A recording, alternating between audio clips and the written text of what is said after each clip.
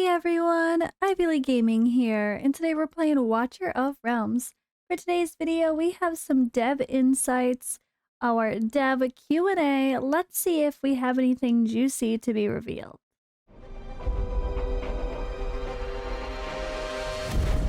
The finest blood for the most untainted soul. So before I get into this is my second video posted today. My one earlier was just taking a look at the Immortal Codex for the first time, without having the influence of other people, like other content creators, or much discussion. So I just kind of wanted to follow what the game suggested. But yeah, per some comments, which was actually my next plan for tomorrow, though, yeah, I did end up taking out Mariel from that team and just went full DPS, but I did do about the same with Constance in there to boost with inspiration versus taking her out and putting in Wrath or another DPS. So I did end up getting an A+ from that B+. So you can kind of see what I was doing, but I ended up moving people in front of the gate instead, so Constance could actually cover them, which was also what one of my YouTube comments said. So yeah, shout out to the conversation there. I wasn't being dumb by using Mariel, because someone they said she's useless, laughed my ass off as if I'm stupid, which I did take a little bit offense to, I guess. But then I'm like, you know what, I agree with you, you're right, she is useless there. I was just trying to follow the game instructions where they're like, use ground healers, use ground support, along with the DPS to keep your people alive. But turns out, you know what, there were some other options, and I tweaked my team a bit. So I will try to do a video tomorrow, probably, maybe, we'll see, on the adjustments I've made to do a bit better in the Immortal Codex versus the Conqueror boss, and see if I can get that A+ to an S maybe. But yeah, let's go on to the developer insights for today. I just wanted to mention that because that was my earlier video. All right, so we have question 1. Let's get into it, guys. The topic of game balance. Please describe the proposed content where corresponding feature is unreasonable and how you think it could be improved. They're saying, check out Gear Raid 1 Stage 10. The fact that I have 4 of the 8 necessary heroes, and they're all quite pumped up and equipped. The test specifies BM, or BP, I guess. That's enough for me.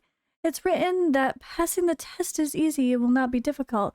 In fact, I cannot complete a raid for equipment. There's lots of monsters, I only managed to destroy half. I haven't been getting through the stage for 1 month. You can't get through, you played for a month? No, I'm just being honest. Sorry, this is maybe rude response, but if you play for a month and you can't get through Gear Raid 1 Stage 10, you're probably not doing it right. 1 is not as complicated. 1 is actually easy. You just smash, and you can put fighters behind the wall or in front of the wall if they're tanky. You can use Mari, who's free. You can use Voltus, who's free. There's Iona, there's Greed is free. There's so many amazing heroes that can do like stage 1-18 with pretty minimal gear. So getting to stage 13 and beyond should be very easy for most people. If you're struggling, guys, that's what YouTube is for. Start seeing what people are doing. Because stage 1-10 after a month of playing should be very obtainable. But alright, let's see what this person said, or what the reply is to this. Thank you for your feedback, Commander. Rest assured we're working on optimizing information display for gear raids. For example, Gear Raid 1 targets anti-healing, Gear Raid 2 shield, Gear Raid 3 invisibility.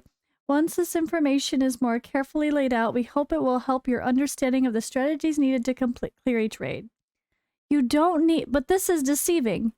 Gear Raid 1 anti-healing. You don't need anti-healing before stage like 19. You can even get away without it for stage 19. So that's not necessary. This might confuse people early on. Be like, but I don't have Lasir, is that the only option?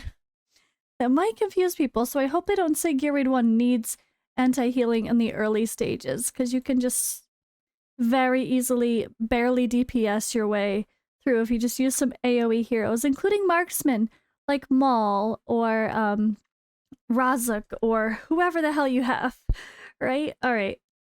On to question number 2. In the gear enhancement screen, can we please have a quick sell button added? This will make it so much quicker to sell an item rather than go back to the gear screen, click the sell button to confirm. They've already added a button that's right on the same screen. So this is an old comment or someone that didn't notice the update. All right, question 3. I think having a spirit raid would be nice. Currently, it's almost impossible to acquire enough spirits for gear ascending. He said, "Thank you for your feedback. We'll consider adding more ways for psychic power to drop in events or raids." Oh god, guys, we have another person replying that's drunk again. Remember last time? I think that person was just drunk. I don't know what they were talking about. Here we go again. I apologize if this is someone I actually know who, like, one of my contacts, but y'all gotta watch what you're reading. Like, read it. Spirits are not psychic powers. Oh god. Someone needs to get fired from doing dev insights. We need someone else to reply to these. Sorry, developer. Brutally honest here, but you guys cannot keep answering things completely wrong and completely irrelevant to what the people are asking. It just makes me wonder about the replies sometimes. Okay, anyway, question 4. What is the prevalence of low-end versus high-end, i.e., whatever, mark medals? What? This happens way too often. Please make drops on a fair basis rather than just low-end all the time. Oh, and increasing the drop rate for insignias. Oh, like they happen to hit 7 more than they hit 10? Question 5. When we buy a privilege card, it would make sense to give us 1 times guild boss attack per day. Yes, please. I love that idea. We'll take a look at the in-game feature and decide whether to increase challenge attempts. That would be really cool. I've definitely played other games. I'm trying to remember which one, actually. I remember that very specifically, that one of the privilege card style quality of life improvements allowed you to hit the guild boss more than an extra time. For free, and without having to spend gems or diamonds or whatever. That would be great. I love that idea. Alright, question number 6. Could you make a way so we could upgrade insignias with their lower version? I'm currently doing the last stages of every promotion raid, and the drop rate of insignia 2 are very high. Thanks. So, thank you. Well, I mean, don't do the extreme level, just go do... If you purposefully need the lower level purple ones, you go farm Extreme 1, not Extreme 2. That's why they made Extreme 1 that way, I think. To make sure you have a way to get higher amounts of purple if that's what you really need. But yeah, I mean... See, I want to say, I don't think they need an exchange rate. Don't farm... If you need specifically the yellow orange materials for promotion raid insignias, then farm stage 15, don't farm extreme. It's just, that's what's always suggested. It's better that way.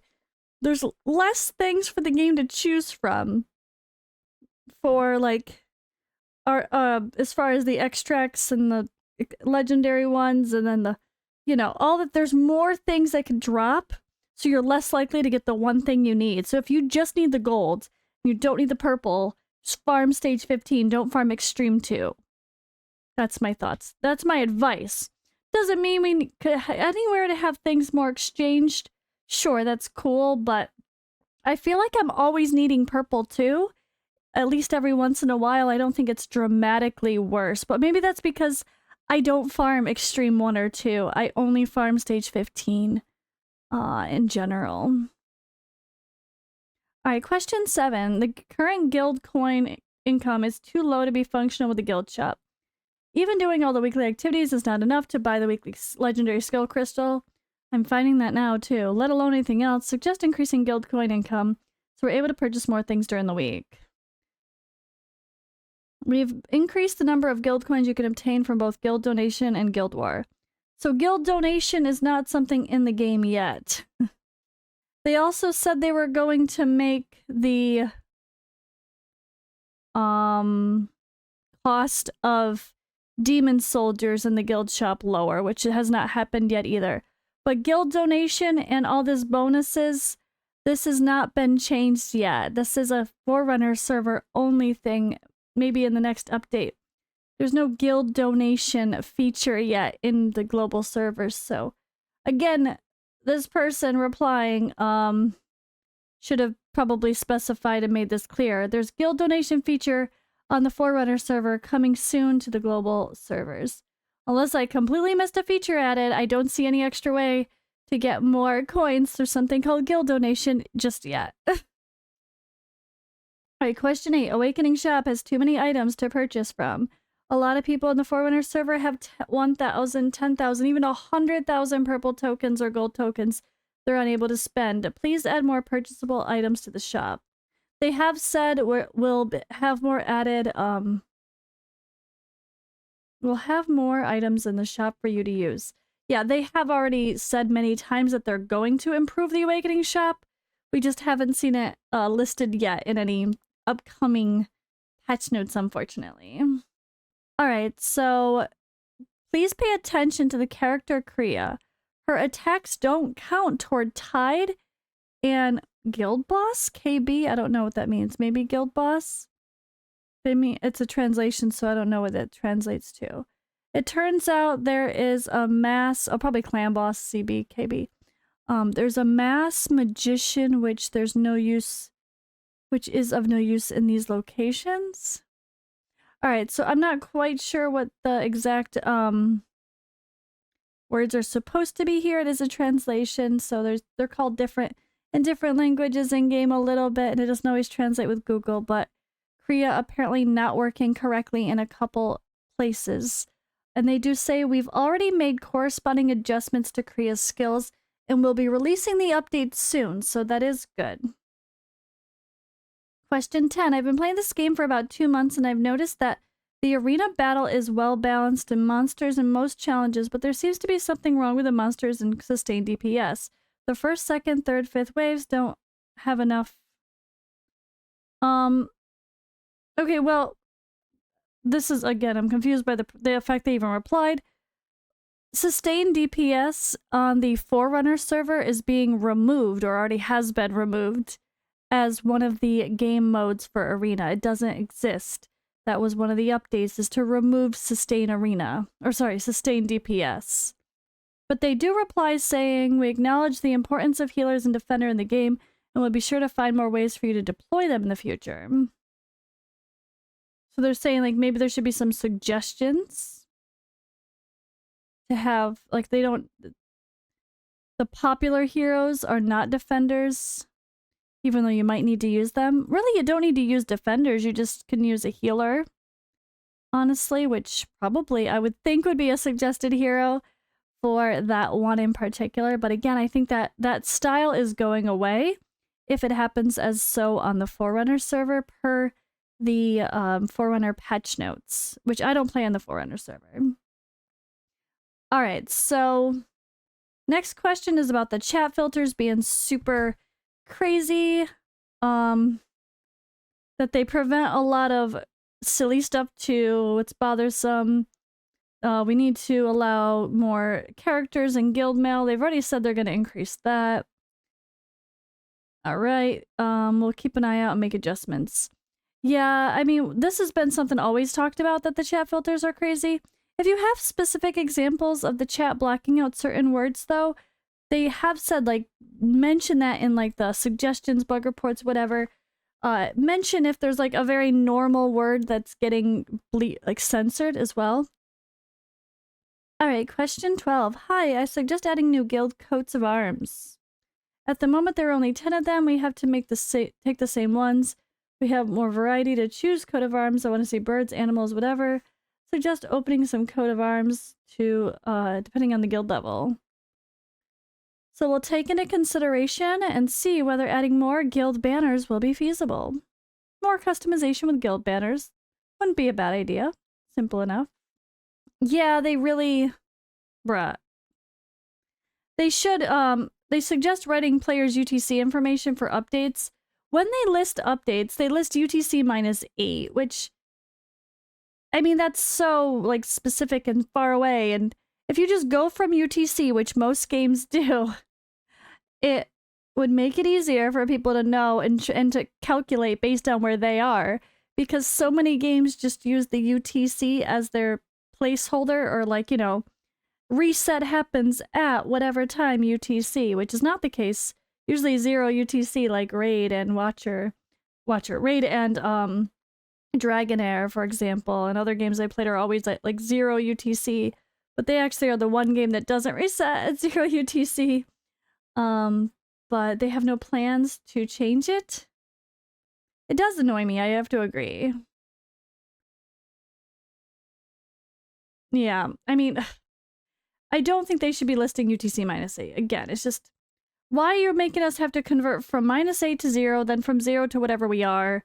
Just give it UTC -0, and then everyone can learn how far away from the UTC -0 they are, and it makes it easier for everybody. I do agree, like, that would be really nice, because I always have to put it into my little time converter when they mention -8, because I'm like, when the hell is that?